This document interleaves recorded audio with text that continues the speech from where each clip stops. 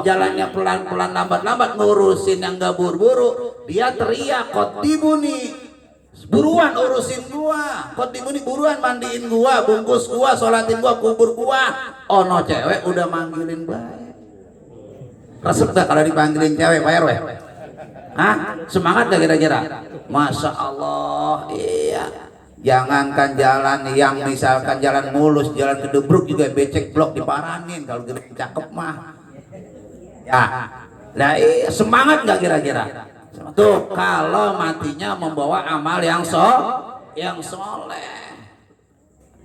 Kalau matinya meninggalnya misalkan dia seorang istri, amal laki ngelawan ngebangkang, ya nggak kawaran apa namanya laki mingser sedikit pulang dompet udah acak-acakan.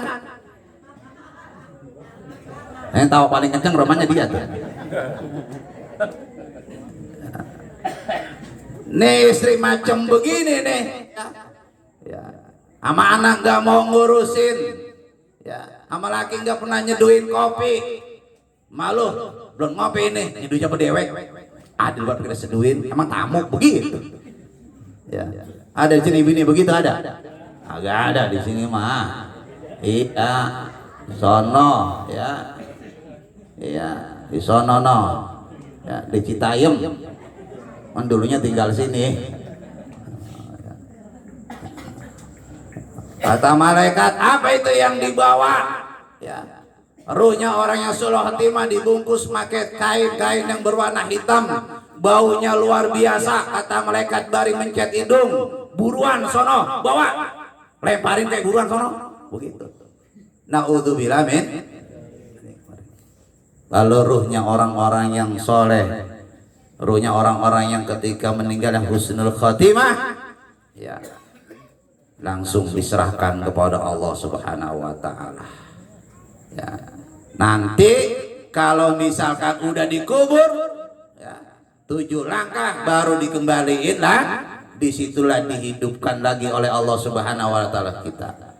Cuma kita dihidupkan sudah di alam barzah, hidup sendirian.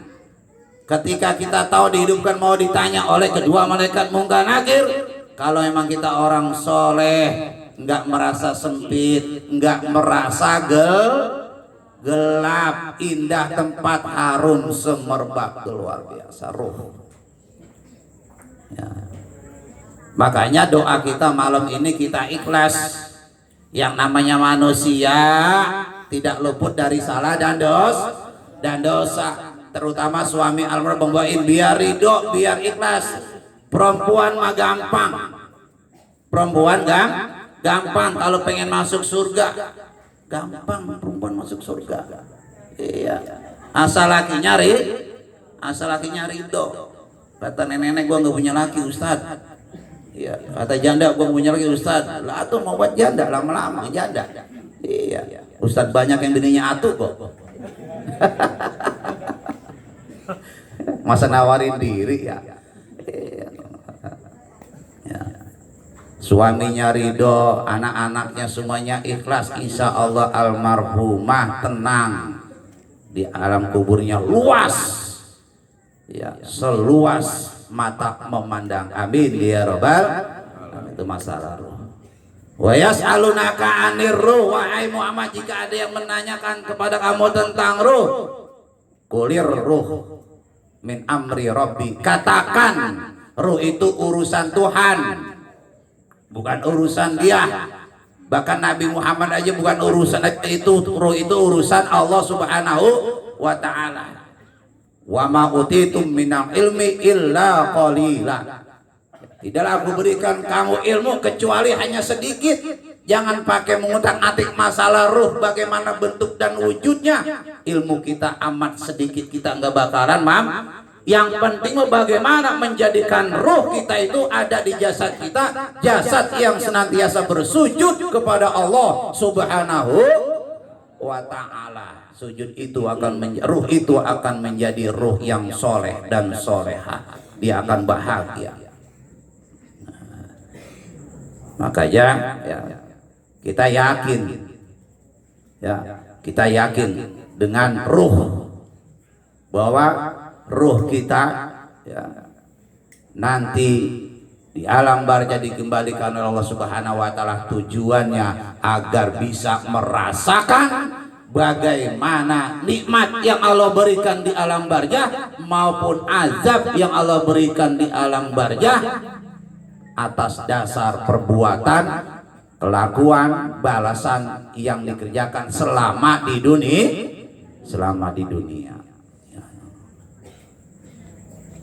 Terus ya.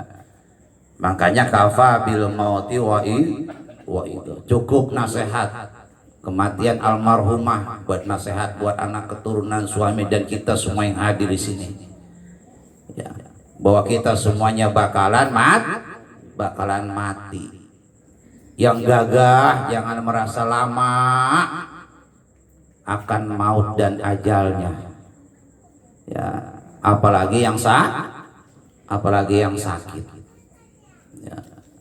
Maka dari itu yang perlu bagi kita adalah agar kita senantiasa bersiap diri kapanpun ajal menjemput kita. Yang penting amal soleh, amal-amal ibadah sudah cukup buat bekal kita kepada Allah Subhanahu wa ta'ala. Ini almarhumah ya, saudaranya pulang, keluarganya pulang, hartanya pulang. Apa enggak ngelihat ya, ngelihat ya. Itu tentang arwah ya. Inna a'malakum tu'radu ala asairikum wa akribaikum fi kubrihim. Sesungguhnya amalan-amalan soleh kamu semuanya akan diperlihatkan oleh Allah Subhanahu wa ta'ala kepada keluarga kamu, kerabat kamu, atas pada orang-orang yang ahli kubur tuh. Jadi kita malam ini tahlil nih, malam ini kita tahlil nih. Yang orang tuanya udah meninggal malam ini tahlil Nurdin Ma'ruf. Itu diperlihatkan oleh Allah kepada ahli kubur kita, kepada orang tua kita. Orang tua kita senang. Tuh rodu ditunjukkan, tuh cucu lo, tuh anak lo, tuh menantu lo, bareng-bareng baca tahlil, baca yasin. Melihat senang. Ya. Baikana khairan istabsaqubih. Kalau seandainya ahli keluarga kamu di dunia melakukan amalan baik, istabsyarubi, dia akan tersenyum senang. Fa'ina ghairu dzalik, tapi kalau melakukan amalan-amalan yang jelek, ya, Allahumma al-ilhum ayyamalu bi ta'atika, dia berdoa.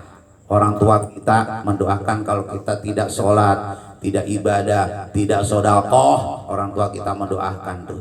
Ya Allah, berikanlah mereka petunjuk agar melakukan amalan-amalan taat berbakti kepadamu ya Allah. Satu keterangan hadis begitu ya. Syekh Amin Al-Qurdi dalam Tanwirul kitabnya, Tanwirul Qulubnya ya, beliau menjelaskan yang pertama, inna arwahal mu'minina ya'tuna kulla yaumin ila sama'id dunya, bahwa ruh-ruh orang-orang yang beriman itu nanti akan datang setiap hari kemana? Langit dunia. Mana langit dunia? Tuh yang kelihatan ama kita tuh langit ke dunia tuh, namanya langit dunia tuh. Ruh-ruh orang mukmin itu datang setiap hari ke langit dunia. Watafakikuna bihijain buyutihim, mereka berbaris berjejer di atas rumah kita, cuma kita agak bisa ngelihat. Ini kata Amin Al-Qurdi nih ya, arwah-arwah orang yang beriman itu berjejer datang ke langit dunia, berjejer baris di atas rumah kita. Oh ya. Wa yunadi kullu wahidin, dia ngapain itu berbaris? Memanggil tiap-tiap orang bisautin hazinin miraron, dengan panggilan suara yang amat sangat menyedihkan. Orang tua kita itu tiap hari menurut Amin Al-Qurdi bu manggut deh kayak burung pantau.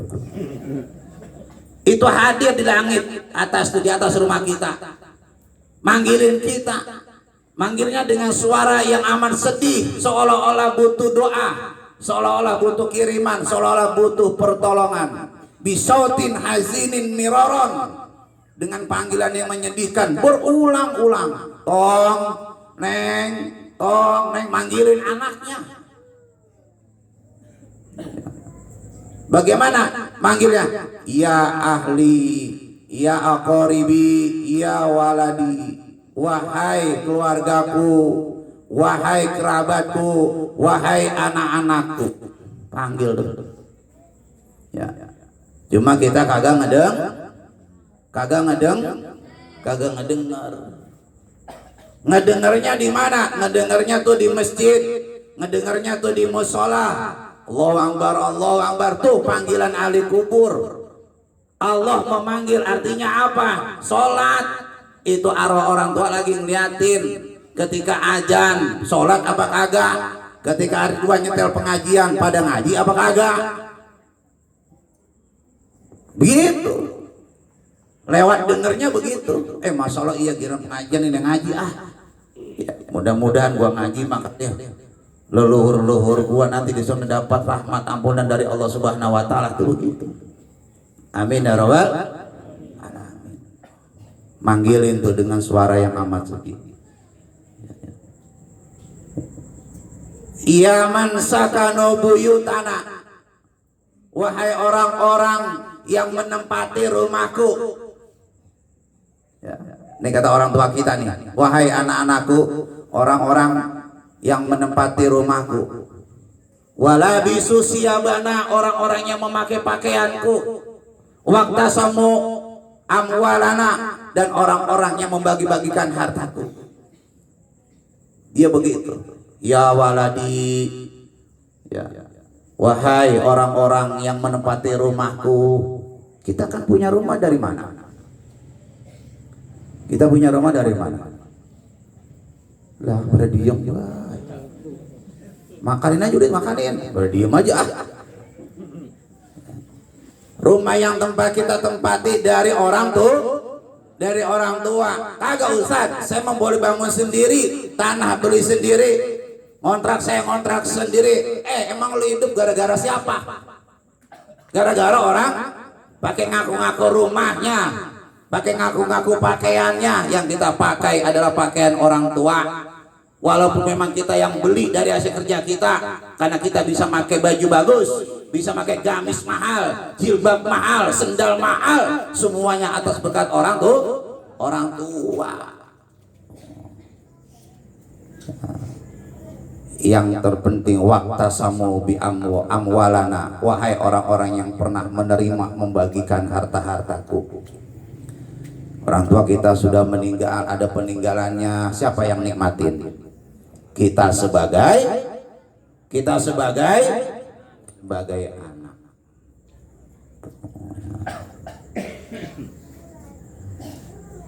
Apalagi tuh dia ngomong tuh orang yang berjejer ahli kubur tuh, ya, kepada anaknya.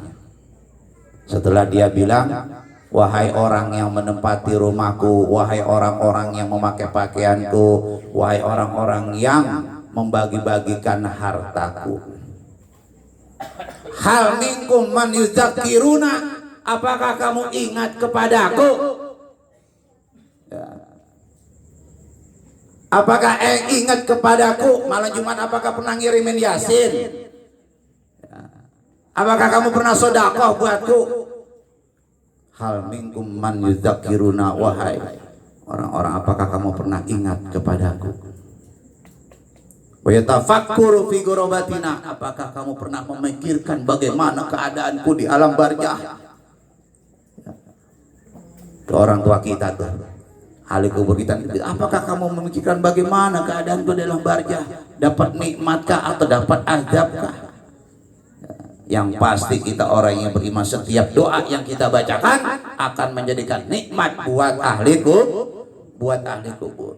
Irhamuna, kasih saya, sayangilah kami, wahai anak-anakku yang masih hidup dunia. Perhatiin kami, ingat kami. Yarhamkumullah, niscaya Allah nanti akan ingat kepadamu.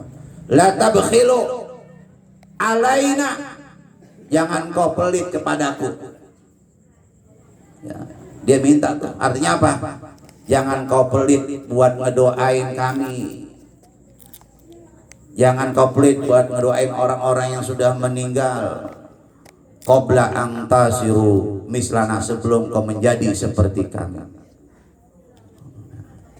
Nahnu fi sijni tawilin, kami berada di dalam penjara yang amat panjang masanya.